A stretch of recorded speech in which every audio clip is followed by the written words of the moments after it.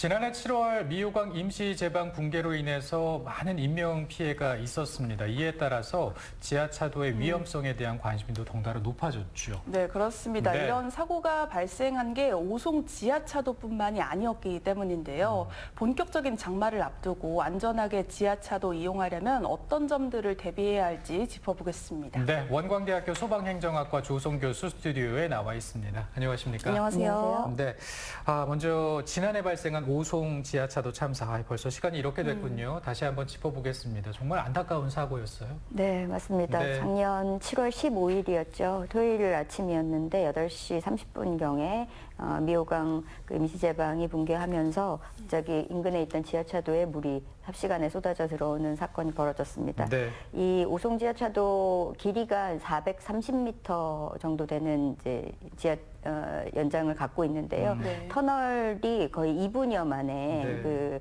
6만 톤 정도의 강물이 한꺼번에 쏟아지면서 침수돼서 차량이 그 교통 통제가 이제 미처 이루어지지 못한 상태에서 지나가던 차량 17대가 침수하는 그런 사고가 벌어졌습니다. 사망자가 14명에 이르는 대형 참사로 번지게 됐다는 점, 안타까운 사건입니다. 네, 왜 이런 사고가 발생을 했는지 참 안타까울 뿐인데요. 이 사고를 전후해서 청주에 참 비가 많이 내렸죠.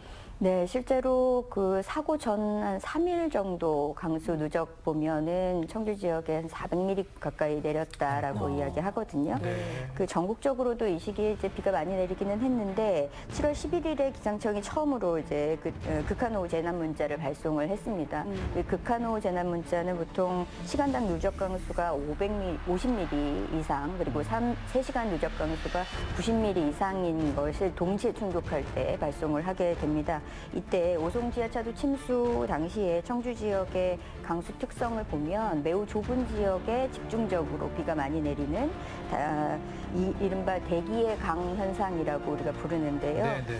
이게 7월 13일 오전부터 수도권 일대에 비가 굉장히 많이 내렸어요. 이것이 이제 남쪽으로 이제 내려오면서 충청과 전라 지역까지 영향을 많이 미치게 됐습니다. 그런데 13일 수도권에서 이렇게 남쪽으로 치우치던 그 강수대가 14일부터는 서해상에서 한쪽으로 수증기를 끊임없이 수송하는 그런 현상을 보여요. 네. 그게 이제 말씀드리는 대기의 강 대기의 강. 현상이라고 부르는 겁니다. 네, 이게 네. 보통은 중국 내륙부터 긴 띠를 이루면서 좁은 지역에 극단적으로 다량의 수증기를 수송하는 그런 현상들을 말하는데 당시에 우리나라에서 발생한 대기의 강이 이제 중부 지역을 집중적으로 이제 지났다라고 볼 수가 있고요. 이 현상이 3일 내내 이렇게 지속이 되면서 집중호우가 발생을 하게 됐고요. 그 영향으로 충청권에 그리고 전북 지역까지 폭우가 계속해서 내리는 그런 일들이 벌어졌습니다. 그때 13일 0시부터 이제 사고가 일어났던 15일 한 오전 10시까지 누적 강수가 이제 400mm 이상 이렇게 기록을 하게 됐고 이 충청 지역 중심으로 해서 이런 그 작년에 있었던 이런 일들이 이제 기상현상의 기록들을 거의 다 갈아치우는 정도로 굉장히 많은 양이었는데요. 그때 이제 집중적으로 내렸던 지역이 청주 지역뿐만 아니고 문경, 군산, 네. 공주, 정안 이런 지역에 분포를 했어요. 네. 사실은 이제 금강권역 전체가 이런 영향에 있다 보니까 실제로 이제 이 대기의 강 현상으로 좁은 지역에 과거 관측에선 전혀 볼 수가 없었던 아주 집중적인 비가 내렸고 이로 인해서 피해가 커질 수밖에 없었다라고 보입니다. 네. 이 가장 안타깝게 생각했던 부분이 이 무너진 제방을 원래 그냥 제대로 안전하게 좀 쌓았으면 어땠을까 하는 부분이거든요. 그런데 얘기를 들어보니까 이 제방 같은 경우는 그냥 모래로만 이렇게 쌓았다라고 하더라고요. 그렇다면 이 홍수 대비에는 턱없이 좀 부족한 조치가 아니었나 싶은데요. 네, 우선 사고 수상 과정에서 처음 드러났던 부분 중에 이제 중요한 지적이신데요. 오송 지하차도 침수의 아주 직접적인 원인이다라고 지금 지적이 된 게 말씀하신 제방 문제였습니다. 그 임시 제방이 이제 21년부터 여기 그 도로 확장 공사를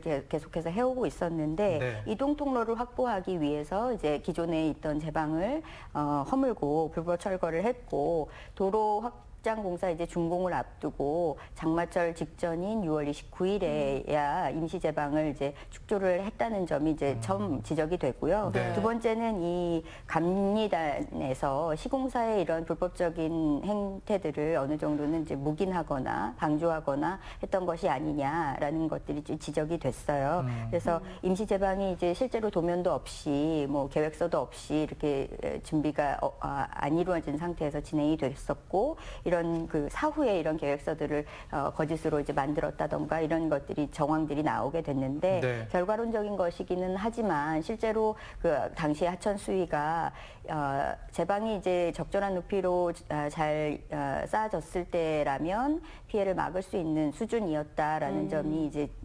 나오면서 사실은 좀 안타깝지만 그 넘치지 않았을 수도 있지 않았느냐라는 생각들을 해보게 됩니다. 네, 네. 많이 아쉬움이 남고 안타까운 그런 사고였습니다.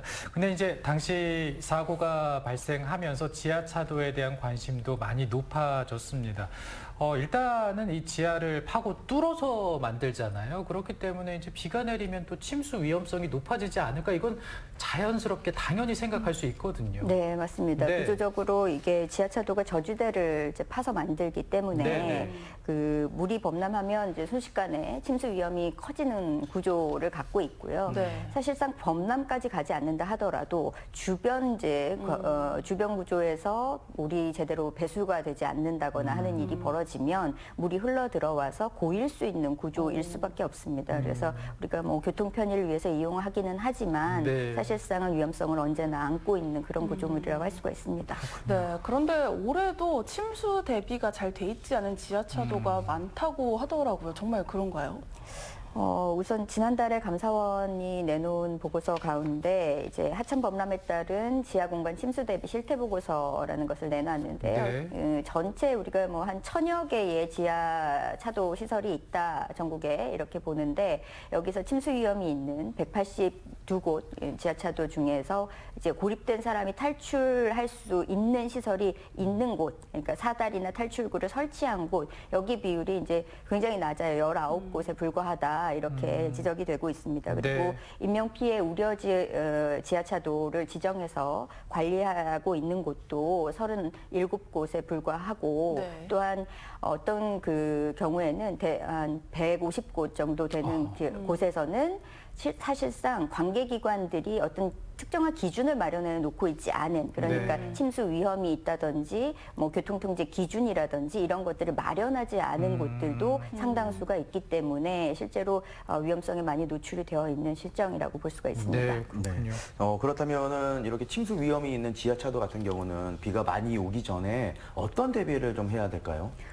지하차도에 사실은 빗물이 고여드는 현상이 이제 있을 수밖에 없기 때문에 네. 이제 지하차도 측면을 들어서 여기 집수정을 설치를 해요. 그러면 네. 이제 물이 모이는 곳이잖아요. 그 물을 바깥으로 이렇게 펌프를 통해서 뿜어내서 배수를 네. 하게 되는 것인데, 이게 물이 차들어오게 되면 이 배전반이 정전으로 멈추게 됩니다. 그래서 실제로 이제 처음 가장 지적할 수 있는 것이 이런 수배전반을 지상화하는 거, 그래서 지상화하는 작업, 그래서 이제 잠기지 않도록 하는 작업들이 첫 번째 필요하다고 보고요. 네네. 두 번째는 이런 육상 펌프들을 수중 펌프로 교체하는 작업들도 물론 가져가야 되겠죠. 그리고 마지막으로는 기존에 이렇게 구축되어 있는 침수 예상도라는 것을 이제 가지고 있습니다. 네네. 그래서 우리 공개를 크게 알고 있지는 않지만 어느 지역이 과거에 침수됐던 이런 흔적들이 있기 때문에 예상도를 만들어 놓는데, 피해 지역들 결과를 보면 이 지역들과 거의 유사하게 일치를 해요. 그래요. 그러다 보니까 이런 예측 자료들을 적극적으로 활용해서 우리가 대비하는 데 활용을 해야 된다라는 것도 아주 중요하게 지적이 되고요. 그 7월부터는 올해 이 도로 침수가 우려되는 곳에서는 내비게이션으로 우회 안내를 할 수 있도록 네네. 서비스를 제공하고 있습니다. 그래서 네. 개인적으로는 이런 것들도 적극적으로 활용을 하시는 것이 필요하겠습니다. 네, 그리고 또 하나 나오고 있는 것이 이제 각 지자체에서 진입 차단 장치 설치를 하는 건데, 이건 또 어떤 겁니까?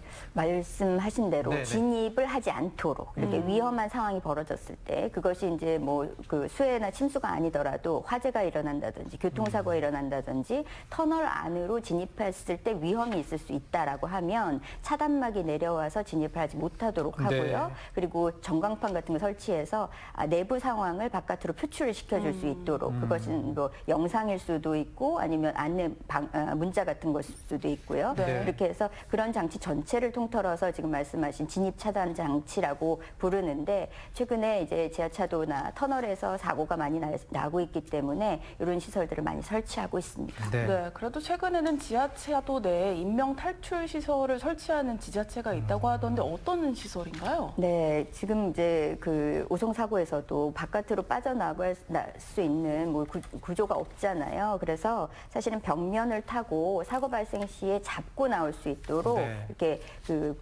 뭔가 핸드레일을 설치하는 겁니다. 그리고 중간중간에 사다리를 놓아서 빠져나올 수 있도록 하는 구조도를 만드는 것이죠. 그리고 그 중간중간에는 이렇게 철제함 같은 것을 둬서 구명 루프 같은 것들 이제 그 빠져나올 수 있는 구명 장비들을 설치하도록 하는 그런 구조를 이제 최근에 많이 보이고 있습니다. 그렇군요. 이 기상 정보 보니까 많게는 7월 한 달 내내 이제 비가 내릴 것이다. 네. 그래서 걱정이 좀 큰데요. 이 장마철 수해 피해 일어나지 않기 위해서 우리가 어떤 대비를 좀 하면 좋을까요? 네, 우선 뭐 하천 수위가 급격하게 상승하는 것을 좀 대비하시기 위해서는 네. 주변에 그 진입하지 않도록 하신다든지 네. 하상에는 주차하지 않도록 한다든지 하는 것들 필요하고요. 하수구나 배수구가 쓰레기나 뭐 낙엽 같은 걸로 막혀 있으면 배수가 안 되기 때문에 피해가 더 커질 수 있습니다. 네. 주변에 시설물 주변에는 반드시 주택가도 마찬가지로요. 주변에 쓰레기 없는지 배수구 한번 확인하시는 작업이 꼭 필요할 것 같습니다. 네. 알겠습니다. 자, 오늘 알아봤습니다. 그 장마철 피해에 대해서. 자, 올해는 안타까운 사고가 재발되지 않길 바라면서 안전하게 보내야겠습니다. 교수님 잘 들었습니다. 감사합니다. 효선 씨 잘 들었습니다. 네. 충북경찰이 오는 9월까지 이륜차와 그리고 개인용 이동장치의 그 위반 행위를 집중 단속한다고 합니다. 네. 위반 상습 구역에는요, 암행 순찰팀도 운영할 계획이라고 하네요. 네, 그렇습니다. 이륜차와 개인용 이동장치는 가벼운 접촉사고로 중대한 피해가 발생할 수 있는데요. 네. 안전모 꼭 착용하시고요. 탑승 인원도 꼭 지켜주시기 바랍니다. 네, 저희는 다음 주 목요일 이 시간에 생방송으로 또 기분 좋게 찾아오겠습니다. 고맙습니다.